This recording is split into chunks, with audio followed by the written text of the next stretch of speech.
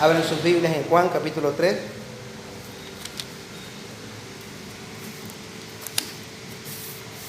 Continuamos con el Evangelio de Juan. Y esta noche nos tocan los textos del capítulo 3, del 22 al 30. Juan capítulo 3, del 22 al 30, eso es lo que vamos a estar exponiendo en esta noche. Dice así el texto: Después de esto, vino Jesús con sus discípulos a la tierra de Judea y estaba allí con ellos y bautizaba. Juan también bautizaba en Enón, cerca de Salim, porque allí había mucha agua, y muchos venían y eran bautizados. Porque Juan todavía no había sido metido en la cárcel, surgió entonces una discusión entre los discípulos de Juan y un judío acerca de la purificación. Y vinieron a Juan y le dijeron: Rabí, mira, el que estaba contigo al otro lado del Jordán, de quien diste testimonio, está bautizando y todos van a él. Respondió Juan y le dijo: Un hombre no puede recibir nada si no le es dado del cielo. Vosotros mismos me sois testigos de que dije: yo no soy el Cristo, sino que he sido enviado delante de él. El que tiene la novia es el novio, pero el amigo del novio que está allí y le oye, se alegra en gran manera con la voz del novio. Y por eso, este gozo mío se ha completado. Es necesario que él crezca y que yo disminuya. Amén. Vamos a orar.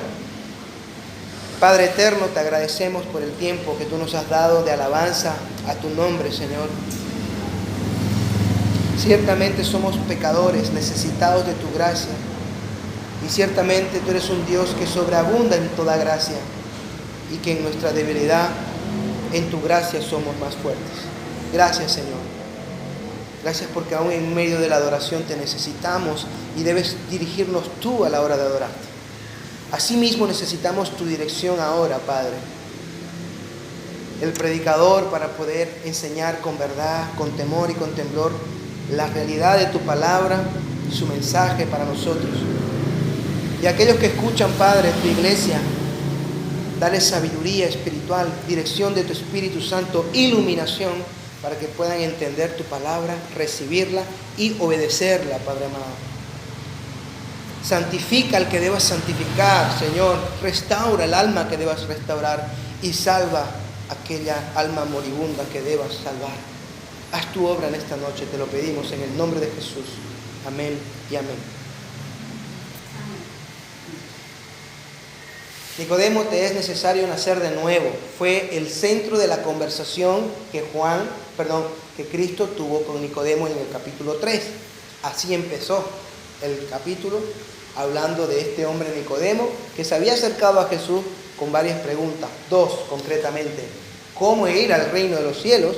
¿Y quién eres tú, Jesús? Esas preguntas quedaron satisfechas cuando Jesús le dice: debes nacer de nuevo si quieres ir al reino de los cielos. Y posteriormente cuando le dice que nadie subió al cielo sino aquel que bajó del cielo, aquel que está en el cielo. Y ahí le contestó que él era el que había bajado del cielo, que había subido al cielo y que está en el cielo. Que él era Dios, en otras palabras. Porque cuando le dijo aquel que ha subido al cielo, es quien descendió del cielo y es quien está allí. Así que esta conversación con Nicodemo, bastante privada, bastante íntima, resultó al final en una invitación a Nicodemo, en la manera en que Cristo termina su conversación cuando le dice: el juicio es que la luz vino al mundo, pero el mundo amó más las tinieblas que la luz. Nicodemo, ¿tú vas a amar más las tinieblas o vas a amar la luz? Y luego le dice pues que aquellos que en realidad son luz son los que practican la verdad, y como practicantes de la verdad vienen a la luz, que es Cristo. Porque quieren que la luz, su propia luz y sus acciones sean manifestadas a la luz de Cristo.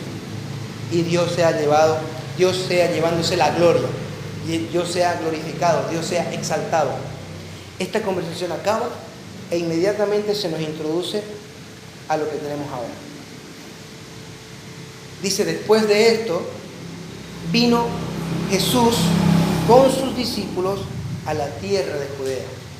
Jesús estaba en Jerusalén, en la fiesta de la Pascua, que fue cuando conversó con Nicodemo.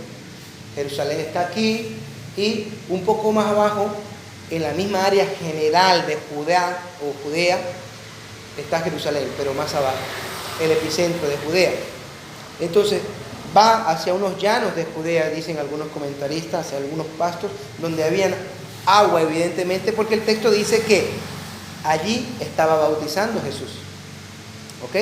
Así que nos encontramos con Jesús en Judea y lo vemos allí con sus discípulos bautizando. Bien. Versículo 23. Juan también bautizaba en Enón, cerca de Salim, porque allí había mucha agua y muchos venían y eran bautizados. Ok. Porque Juan todavía no había sido metido en la cárcel. Vamos a explicar entonces esto. Resulta que Jesús ahora está bautizando en Judea, cosa que no se había mencionado todavía. O sea, es la primera ocasión que vemos a Jesús bautizando. Aunque, como dice el capítulo 4, versículo 2, el que bautizaba eran sus discípulos, no Jesús. Jesús mismo, como directamente no era el que bautizaba, era el líder y el que le mandó bautizar, pero no estaba bautizando él, sino eran sus discípulos. Bien, pero ya estaba bautizando. Ahora, al mismo tiempo nos encontramos a Juan, en este caso no Juan el escritor, tenemos dos Juanes, los Juanitos, Juan el Bautista y Juan el discípulo. ¿Ok? Juan el escritor y Juan el profeta. ¿Ok? El escritor era jovencito cuando siguió a Jesucristo, cuando se hizo discípulo. Tendría entre 17 y 18 años cuando siguió a Jesús, joven. Y Juan el Bautista ya era adulto, tendría sus 33 años, porque solamente era 6 meses mayor que su primo Jesús, porque eran primos, físicamente hablando. Entonces son dos Juanes diferentes. Cuando aquí se habla de Juan en el versículo 23 y dice que Juan también bautizaba, estamos hablando de Juan el Bautista. Juan hablando de su tocayo, el Bautista. Y dice, ¿no? Juan también bautizaba en Enón, cerca de Salim. Allí había mucha agua y muchos venían y eran bautizados. Y da la razón, dice que Juan todavía no había sido metido en la cárcel. Probablemente esto ocurra así por el hecho, probablemente Juan el apóstol menciona que el Bautista todavía no había sido encarcelado por el hecho de que cuando él está escribiendo, claro, ya Juan había sido encarcelado y había sido muerto y ya hasta algunos se habrían olvidado de Juan, pero él está tratando de poner en contexto la situación y les dice, ¿se acuerdan de Juan el Bautista? Bien, Juan estaba bautizando y aún no había sido metido en la cárcel, porque la gente sabía que Juan fue encarcelado y sabía que después fue decapitado. Ahora yo creo que más adelante se va a ver en la palabra, ¿no?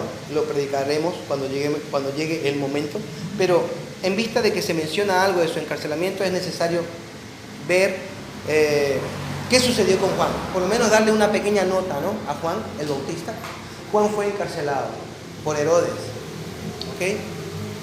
Fue encarcelado por Herodes y posteriormente fue decapitado por Herodes. Le cortaron la cabeza. Ahora, ¿qué pasó? ¿Cómo lo decapitaron? Porque resulta, fíjense esto. A Herodes le gustaba Juan. Herodes era el rey. Y a Herodes le gustaba escuchar a Juan predicar, al Juan el Bautista, ¿no? Dice que a él le gustaba oírlo, porque lo dejaba anonadado, así como consternado. Pero no le gustaba oírlo demasiado, le gustaba escucharlo un momento y luego lo mandaba para su cárcel.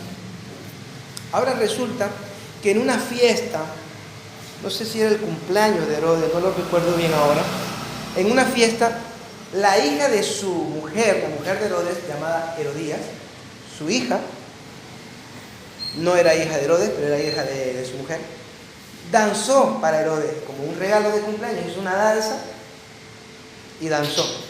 Y a Herodes le agradó tanto la danza que le dijo a la chica: pídeme lo que quieras, que te daré hasta mi reino si quieres. Ahora, adivinen qué le pidió la hija de esa chica, de su mujer. ¿Qué le pidió esta muchacha? Esta muchacha fue a donde su madre, la mujer de Herodes, y le dice: bueno, mujer de Herodes, ahora le voy a explicar, ¿no? Y le dice: ¿qué hago? ¿Qué le pido, mamá? Y ella le dice: pídele la cabeza de Juan el Bautista en una bandeja de plata. Ahora, ¿por qué esta mujer que estaba con Herodes, que salía con Herodes y que tenía esta hija, pide eso? Porque Juan el Bautista confrontaba a Herodes y lo denunciaba. ¿Sabían eso? Juan el Bautista, cada vez que tenía la oportunidad de dirigirse a Herodes, el rey, le decía lo siguiente: no te es permitido tener a esa mujer, Herodías, porque es la mujer de tu hermano. Herodías, con la que estaba Herodes, era de su hermano, era la esposa de su hermano, era su cuñado. Y Juan le decía siempre: no te es permitido tener a esa mujer. Ahora, a Herodes le gustaba oírlo por otros motivos, no por eso. Cuando Herodes escuchaba eso era cuando le decía: ya, Juan, a la cárcel, anda a descansar un rato. Pero miren cómo la mujer, que no se menciona mucho de ella, iba guardando eso en su corazón y en la mente, ¿no? Qué fastidio este Juan, no me quiere romper la relación con el rey. No entiende que yo ya no quiero a su hermano, que me he buscado uno mejor, con más billetes, con más poder, con más influencia. Y cuando tuvo la oportunidad de matar o de sacarse de en medio a Juan el Bautista, lo hizo. Y así murió Juan el Bautista, decapitado, por predicar y confrontar con la verdad. No diferente de otros profetas en la antigüedad. De hecho, la mayoría, o por no decir todos, murieron cortados, decapitados, apedreados, crucificados. Profetas, todos. Algunos los devoraron los leones, y todo por confrontar con la verdad al pueblo. Bien, ese fue un apunte de Juan el Bautista, y por qué aquí se dice que luego sería encarcelado y posteriormente, añadí yo, sería decapitado. Entonces tenemos a Jesús bautizando y a Juan el Bautista bautizando en esta escena momentánea. Ahora vamos a leer el versículo 25. Sígame. Surgió entonces una discusión entre los discípulos de Juan el Bautista y un judío acerca de la purificación. Aquí surge una discusión sobre la purificación, pero preguntemos, ¿qué sabemos? O nos podemos preguntar, ¿qué sabemos sobre esta discusión? Vamos a verlo más adelante, lo que podemos ver, cuál era la discusión. Solo se nos dice que era sobre la purificación, pero podemos hacer la misma pregunta otra vez. ¿Qué sabemos sobre la purificación? ¿De qué purificación está hablando? ¿De qué se habla acá? Bien. Hablemos del bautismo de Juan, para tener una idea de lo que significa la purificación. Vamos a entrar a eso, sobre la posibilidad de esta discusión. Es necesario saber qué es esto de la purificación, de qué está hablando. Primero hablemos del bautismo de Juan. El bautismo de Juan, ¿qué tipo de bautismo era? ¿Para salvación? ¿Era un bautismo de testimonio? No. Era un bautismo, dice la palabra, de arrepentimiento. Ahora era un bautismo simbólico. ¿Simbólico de qué? Simbólico de purificación. Simbólico de purificación. Juan el Bautista bautizaba a judíos y aún fariseos, pero antes les voy a decir que aun cuando Juan el Bautista todavía no bautizaba o no existía, podríamos decir, cuando él no vivía, ya se bautizaba con el bautismo que Juan el Bautista usaba o utilizaba. O sea, ya se hacía uso de ese bautismo. O sea, que no era un bautismo exclusivo de Juan el bautizar. Sí hay algo exclusivo de Juan, y les voy a decir qué era. Pero primero les voy a decir quiénes y cómo se bautizaba antes de que Juan el Bautista bautizara o mandara a bautizar. Bien, resulta que los judíos, concretamente los fariseos o los rabinos, los maestros, ellos hacían discípulos, prosélitos se llama, alguien quienes les sigan a ellos y que quieran ser sus discípulos y estudiar a sus pies, ¿no? Aún hoy se mueve eso en las esferas de las grandes academias, tanto intelectuales del mundo como incluso en el punto cristiano, o sea, en la academia cristiana. Claro que, como digo, en las grandes academias y hablando de los grandes eruditos, aún se utiliza esta forma de pensamiento de que se es discípulo de un gran maestro. Por ejemplo, algún que otro se jactaría hoy en día de que estudió a los pies de Stephen Hawking, pudiera decirlo, que pasó sus últimos 15 años estudiando y acompañando su trabajo, y tendría la honra, entre comillas, el orgullo de decir, bueno, yo me formé, todo mi estudio, toda mi academia fue a los pies de este hombre, el hombre más intelectual del mundo, hace poco murió. Y así en el mundo cristiano hay muchos otros que se han formado directamente a los pies de grandes maestros cristianos. R.C. Sproul es un teólogo grandísimo que acaba de morir hace un par de años. Y hay algunos de sus alumnos que ellos son orgullosos, en el buen sentido de la palabra, orgullosos, que sienten el honor de haber estudiado toda la vida a los pies de este hombre, que era un gran erudito. Y asimismo, hombres como John MacArthur hoy en día, Spurgeon en su día, que tenía una escuela, la escuela Spurgeon, y así sucesivamente. Entonces los judíos hacían prosélito para tener a sus propios discípulos directos, ¿no? Bien, a veces se hacía prosélito, o sea, discípulo, de personas que no eran judías. Entonces venía un gentil, vamos a poner un ejemplo, venía un griego a un judío, a un fariseo, y le decía, quiero ser un discípulo tuyo y aprender todo lo que está relacionado con la ley de Moisés y con la Biblia. Pero eso no le era permitido al griego, porque él no era judío. ¿Me entienden? ¿Me siguen? Yo quiero que me sigan y no perderlos. ¿Qué pasaba para que pudiera ser su discípulo este gentil, este griego que no era judío? Se tenía que pasar un rito de purificación, de arrepentimiento y de conversión al judaísmo antes de ser siquiera discípulo de un fariseo o de un rabí. Y de ahí entonces que tenían que ser bautizados, como diciendo que yo era inmundo por no ser judío y ahora soy purificado en este rito del bautismo. Y ahora me convierto al judaísmo, a su religión, y ahora sí puedo ser discípulo de alguno de los maestros que me acepten. Claro, los maestros, ellos eran los que escogían muchas veces. Otras veces no, pero muchas veces sí.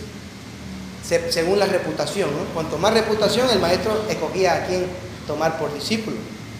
No quería perder el tiempo con uno que no daba la talla, entre comillas. Ahora, ¿qué diferencia hay entre eso que ocurría antes del bautismo de Juan y lo que ahora Juan está haciendo? ¿Qué diferencia hay? Miren la diferencia. El fariseo, el rabino, el sacerdote que quería hacer este tipo de discípulo gentil, que no era judío, tenía que pasar todo un rito de purificación que de alguna manera se hacía público, la idea de que él era inmundo y ahora recién, al ser judío, iba a ser puro, entre comillas. Esa era la idea. Tú eres inmundo, gentil. Necesitas arrepentirte de ser gentil. Ahora, Juan el Bautista está haciendo lo siguiente. No solamente está bautizando gentiles, es más, no está bautizando demasiados gentiles. Juan el Bautista está bautizando judíos que se supone ya están purificados. Juan el Bautista está bautizando fariseos y rabinos, que eran los que pedían que sean bautizados sus seguidores gentiles. Juan el Bautista les está obligando entre comillas, ordenándoles que se bauticen porque ellos han pecado y necesitan arrepentirse de sus pecados. En otras palabras, les está diciendo, ustedes son como los gentiles y necesitan hacer lo mismo que ustedes les piden a ellos para ser purificados.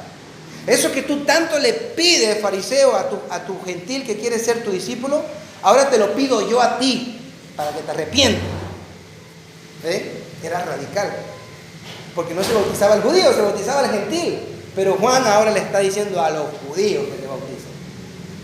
¿Recuerdan con lo que les dice en Mateo, Juan, a los fariseos? Cuando los ve, camada de víbora, ¿quién les enseñó a huir de la ira que vendrá? Juan dice, hay una ira que viene de parte de Dios. ¿Quién les ha enseñado a ustedes a huir? Claro, porque ellos querían ser bautizados, dice por Juan también.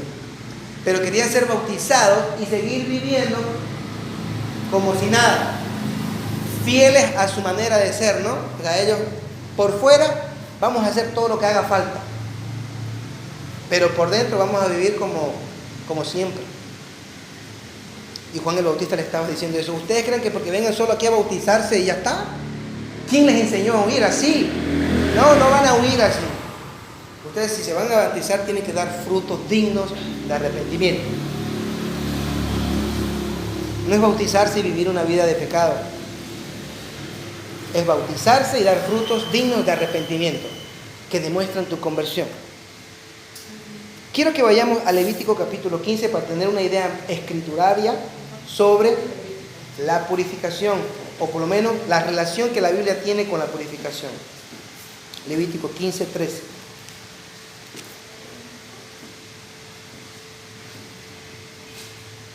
Cuando un hombre, o cuando el hombre con el flujo quede limpio de su flujo, contará para sí 7 días para su purificación. Entonces lavará su ropa, bañará su cuerpo en agua corriente y quedará limpio. Aquí hay una idea dentro de la ley dada a Moisés sobre purificación, sobre el derramamiento de flujo cuando el hombre mantenía relaciones con su esposa, o cuando la mujer tenía su menstruación, o cuando un judío tocaba un animal inmundo y se contaminaba, o cuando cualquier persona tocaba un cadáver y se contaminaba. Habían ritos de purificación que tenían que ver con agua. Bien, quizás de allí se desprenda moralmente la idea del bautismo. ¿Ven? Lo que estoy tratando de relacionarlo. Porque en nuestro capítulo y en nuestro versículo no se especifica cuál es la purificación. Simplemente que surgió una discusión sobre eso. Y estamos viendo las posibilidades. Tanto estamos viendo la costumbre, lo que hacían, y luego hemos venido aquí ahora a la ley. Y relacionar que posiblemente tenía que ver con eso. Bien, tenía que ver con un rito que se consideraba que al pasar por agua se purificaba.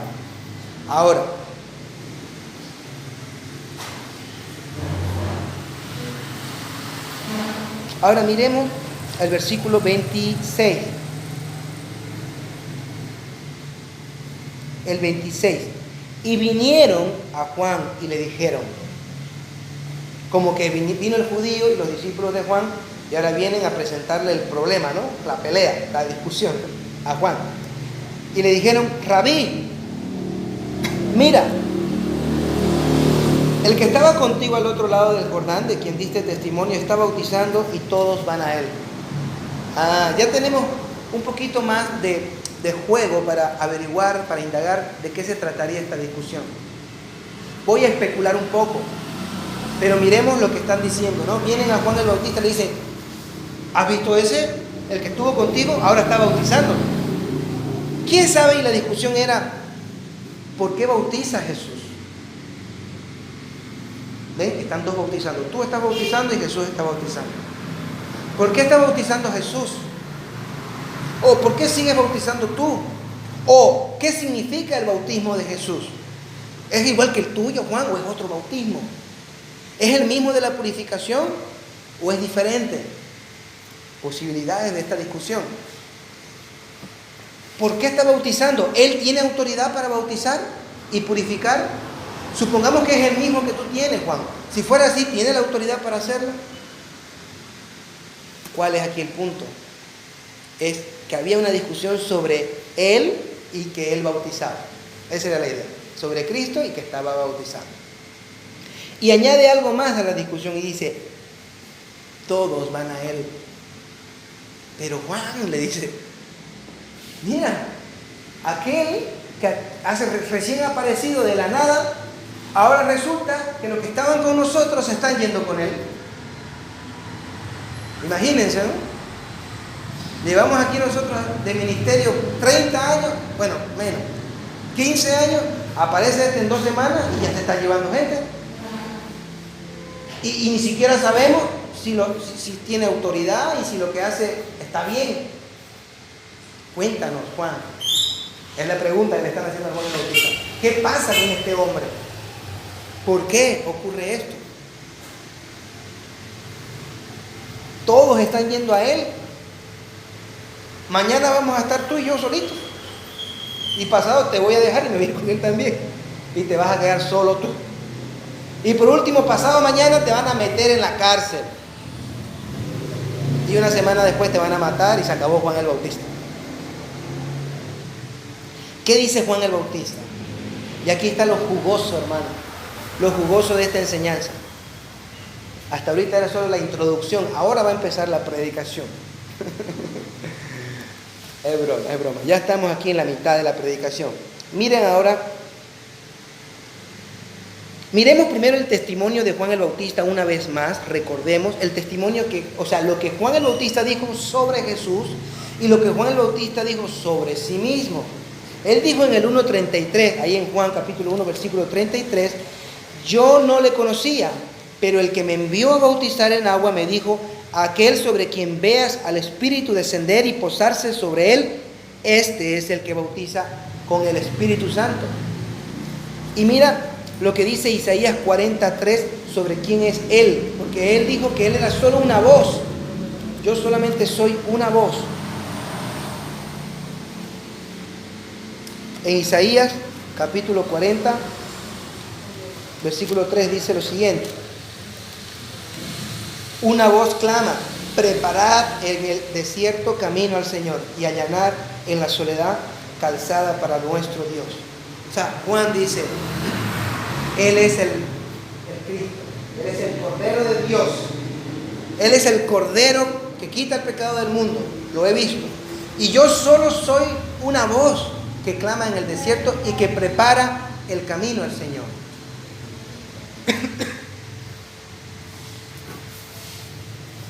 Recordado eso, veamos el versículo 27 en adelante. ¿Qué respondió Juan a lo que vino el judío y sus discípulos quejándose de Jesús y de que está bautizando, del problema de la purificación y de que todos van a él? Esos son los problemas, ¿no? Jesús está bautizando. Hay aquí un problema sobre la purificación y todos van a él. Ahora, ¿cómo responde Juan el Bautista? Versículo 27 en adelante. Dice así. Respondió Juan y dijo, un hombre no puede recibir nada si no le es dado del cielo. Amén. Qué contundente. Juan está así como, a ver. Aquí la preocupación que yo noto en ustedes, la primera preocupación que noto en ustedes es que muchos se están yendo con Jesús. La segunda es que ustedes dudan de que si esto es legítimo, si tiene autoridad, si su bautismo es verdadero, como el nuestro. ¿Saben qué? Un hombre no puede recibir nada si no le es dado del cielo. ¿Saben por qué están yendo a él? Porque el Padre, Dios, le ha dado a él, su Hijo, un pueblo para que vayan a él. Mira lo que dice Juan 6, 44. Nadie puede venir a mí, dice Cristo. Nadie puede venir a mí si no lo trae el Padre que me envió. Y ahora resulta que aquí todos están yendo a Jesús. Y Juan dice, nadie recibe nada si no se le ha dado del cielo. El Padre le ha dado a Cristo que vayan a Él. Y junto con esa idea de que vayan a Él, también le ha dado autoridad para recibir a aquellos que van a Él. En otras palabras, chicos, les está diciendo Juan el Bautista a ese grupo, jóvenes, compañeros, hermanos, por supuesto que tiene autoridad, por supuesto que sí, Él es el Cristo, el Padre le ha enviado para que venga por su pueblo. Es más, las ovejas oirán, dice la voz del pastor, ¿no? Las ovejas oyen la voz del pastor, cuando la oyen la reconocen. ¿Quién es el pastor? Cristo. Cuando la oveja oye la voz del pastor y la reconoce, la oveja va hacia su pastor. Y ustedes han visto un video en YouTube, yo lo he visto el año pasado creo que fue, cuando en una ocasión quieren demostrar que esto es verdad en la vida real, que hay no sé si se dice un hato de ovejas o una camada de ovejas muy grande, y entonces después de que se los está mostrando en el video al montón de ovejas, desde lejos viene un pastorcillo o grita un pastorcillo y vienen todas las ovejas corriendo hacia él. Increíble. Las ovejas conocen la voz de su pastor. Por eso ustedes, no sé si alguna vez también han visto que las ovejas, a veces varios pastores apacentan en el mismo lugar y no tienen miedo de que se mezclen. Yo a veces las miraba y decía, pero ¿y cómo las reconoce después cuál es mía, tuya? No, porque simplemente con algunas palabras sus ovejas van con su pastor y las otras van con el suyo. Y aquí la palabra dice que también sus ovejas espirituales acá, cuando escuchan la voz de Cristo, van hacia Él. Ahora todos aquí están yendo ¿hacia quién? Hacia Cristo. Están dejando a Juan el Bautista y están yendo hacia el pastor, hacia el verdadero.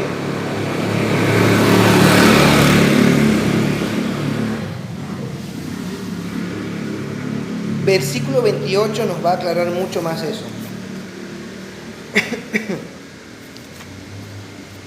Dice, vosotros mismos me sois testigos de que dije, yo no soy el Cristo, sino que he sido enviado delante de Él. Claro, el Cristo es el verdadero pastor y el único que purifica las almas de las ovejas, el que bautiza en el Espíritu Santo. La purificación, la verdadera purificación la da solo Jesucristo. La verdadera. La purificación que tenía el bautismo de Juan era simplemente simbólico. La purificación que hace Cristo es real y verdadera en el Espíritu. Es verdadera completamente. Miren lo que dice Miqueas, hablando de la purificación y de Cristo.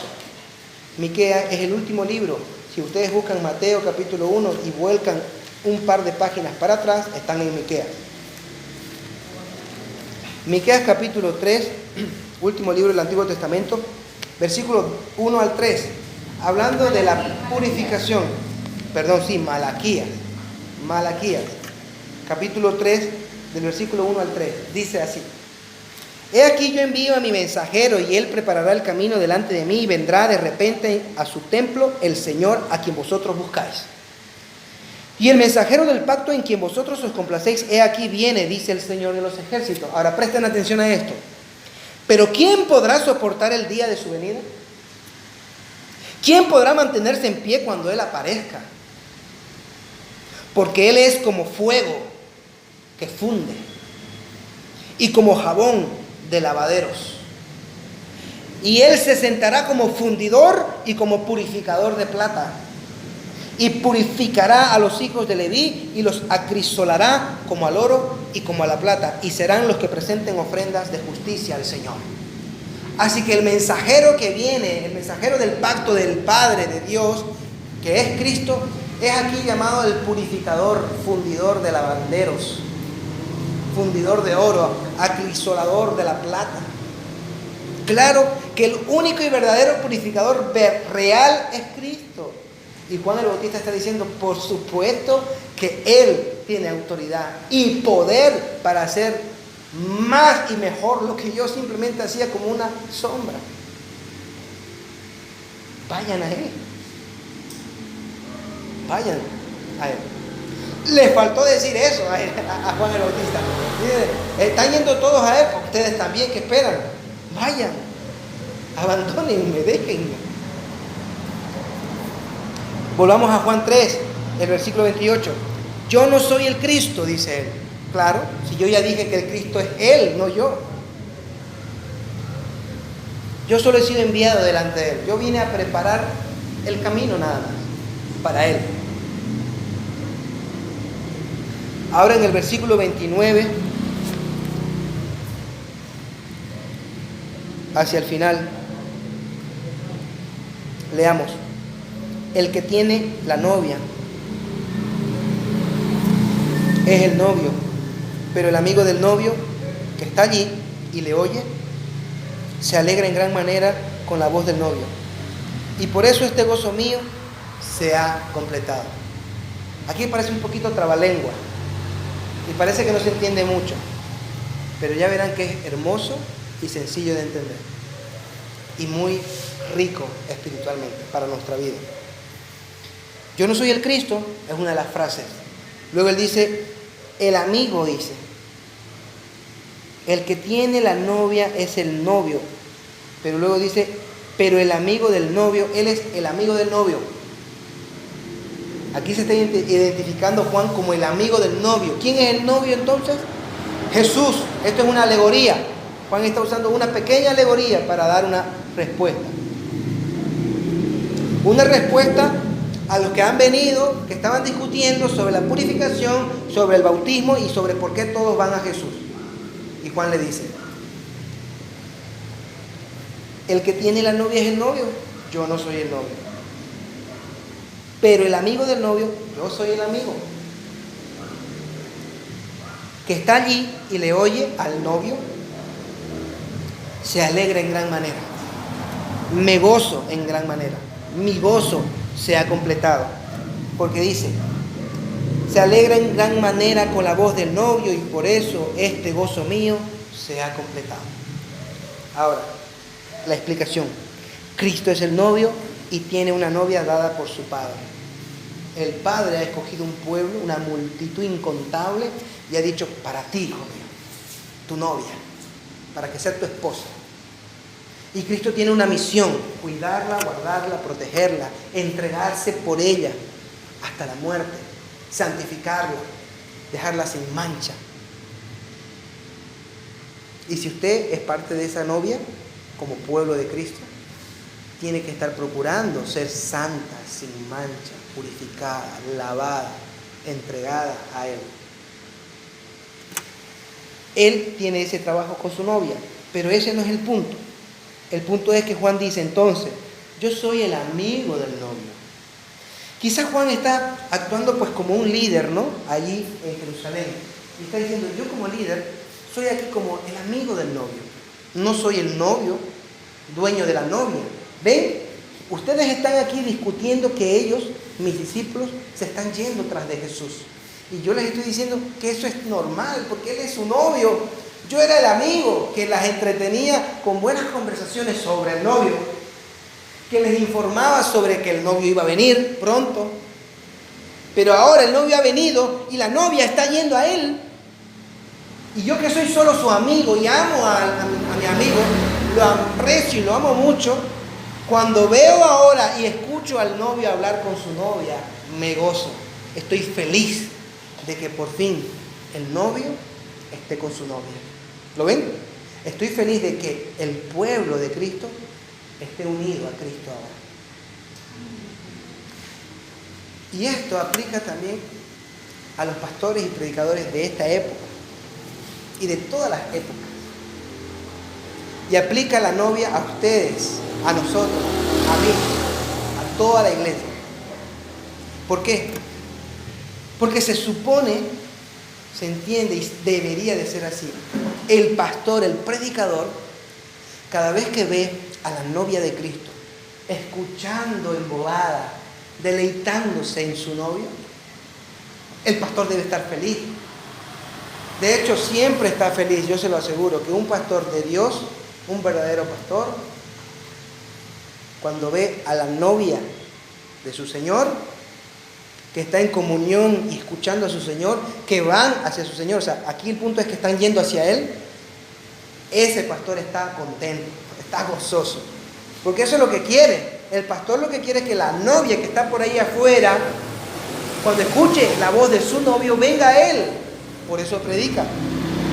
Y el pastor lo que quiere en la iglesia, en la congregación, es que la novia que está aquí adentro escuchando de Él, lo ame más a Él y tenga mayor comunión con Él.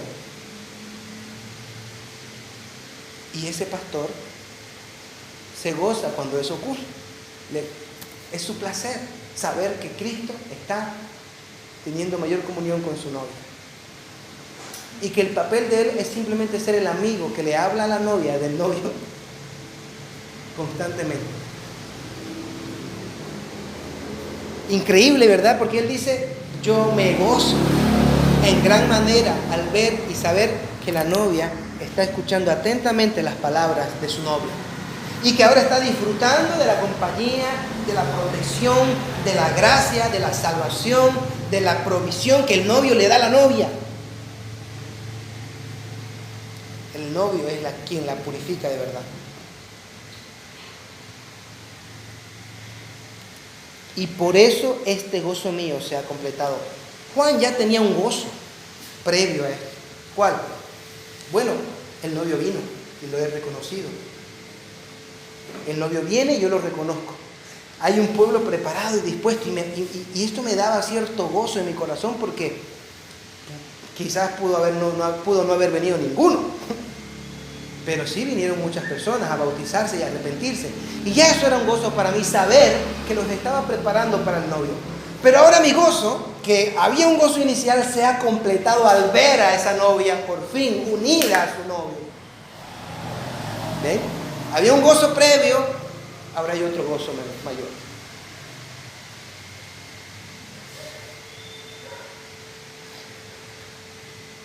Este gozo mío se ha completado.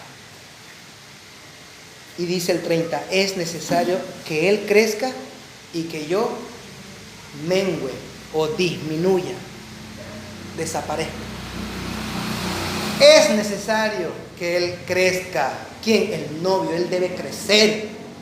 Él debe sobrevolar las alturas. Y tú, Juan, que eras famoso, que eras muy conocido, que todos los judíos, fariseos, aún ellos te tenían por profeta, que eran muy, muy exquisitos, lograste convencerlos. Ahora, Juan, tú debes desaparecer de la escena. Juan el Bautista, dice Miguel Núñez en un comentario, que él dice, es uno de los pocos pastores que levantó una iglesia para otro, no para él. Y que el ministerio le duró poquito, a los 33 años tuvo que jubilarse, ya, hasta aquí llegué, toma la iglesia, se acabó mi trabajo. ¿Por qué? Porque cuando ya vio que el pueblo que él había dispuesto y preparado para el Señor, cuando el Señor vino, los unió, se unieron, y él dijo, ya está, mi trabajo, mi labor ha sido realizada, mi gozo ha sido completado. Ya me pueden encarcelar y Herodes ya me pueden mandar a matar, ya, mátame, que ya no tengo nada que hacer. Y así fue. ¿Por qué creen que murió? Ya no tenía más que hacer. Su misión se cumplió. Hermano, usted está aquí vivo todavía porque el motivo y la razón, la misión por la que usted está vivo aún no se ha completado. Cuando se complete la misión por la cual Dios lo ha llamado a vivir, entonces usted va a morir. Porque Dios dirá, ya no te necesito, ya todo lo que tenías que hacer y toda la misión que yo tenía para ti ya se cumplió. No tenía sentido que Juan el Bautista viviera. Ya la labor y misión que tenía se realizó y murió. Pero murió con el gozo completado, no se murió triste, se murió en paz, se murió lleno de gozo por haber realizado su trabajo. Como un Pablo que dice, para mí el vivir es Cristo y el morir es ganancia. Si yo muero, gano. Y le dijo a Timoteo, yo he peleado la buena batalla, Timoteo, ya cuando sabía que estaba a punto de morir. He ganado la carrera, he guardado la fe, estoy listo para partir y morir. Igual que Juan. El apóstol Pablo es alguien que conoce las sensaciones de Juan el Bautista y viceversa. Porque el apóstol Pablo es alguien que estaba en la cárcel, encarcelado, y sabía decir: regocíjense, alégrense desde la cárcel. Instruía a la iglesia que estaba fuera y libre: alégrense. En lugar de que la iglesia lo anime a él: no, alégrate, Juan, tranquilo. No, Pablo, él el que los alegraba a ellos. Estén contentos con todo. ¿A quién le dice eso? A los filipenses. ¿Y dónde estaba Pablo? En la cárcel, con frío, con hambre. Estén contentos.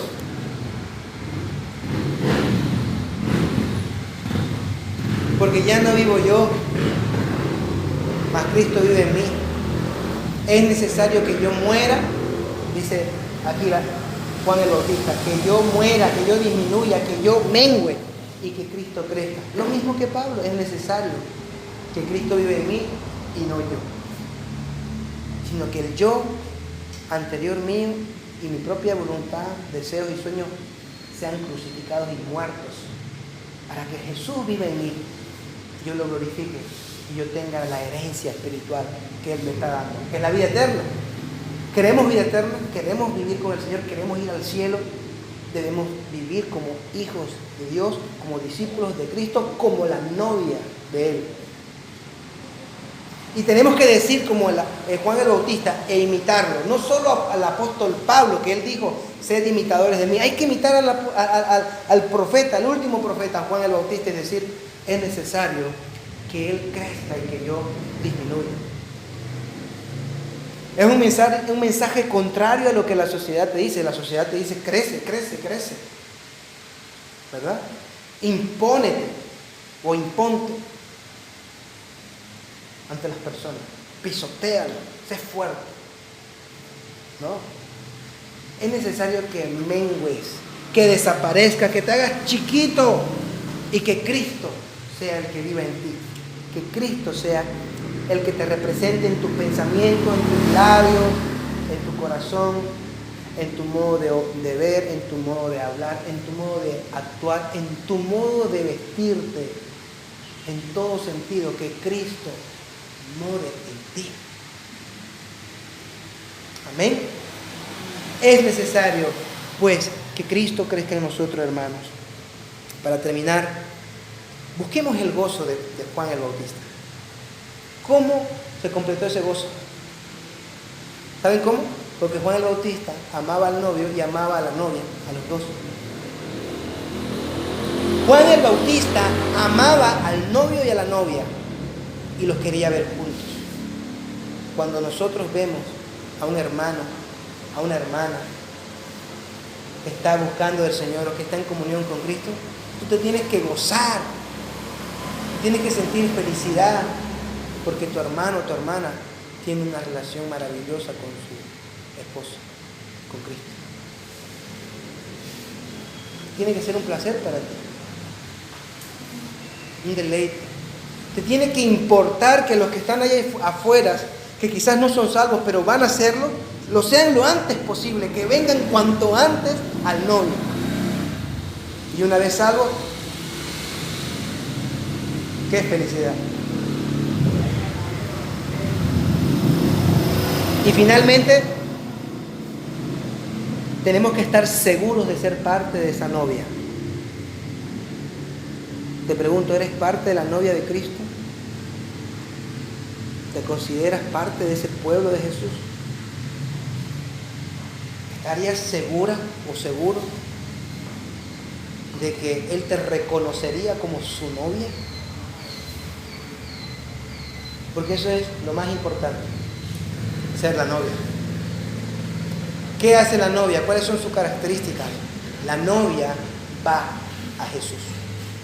La novia lo sigue. La novia lo adora. La novia lo ama. La novia lo desea. Amamos, deseamos, lo seguimos, lo queremos. Espero que sí. Y si no es así, siempre es tiempo. Siempre es tiempo. Mañana es tiempo de perdición. El mañana es siempre de Satanás. El hoy es de Dios. Arrepiéntete. Arrepiéntete de tus pecados y dile: Señor, perdóname, quiero ser tu novia, sálvame. Y a partir de ahora seré tu pueblo. Y perseguiré el gozo, voy a perseguir el gozo que tú ofreces a tu pueblo, a la que es tu novia. Amén. Amén. Vamos a orar.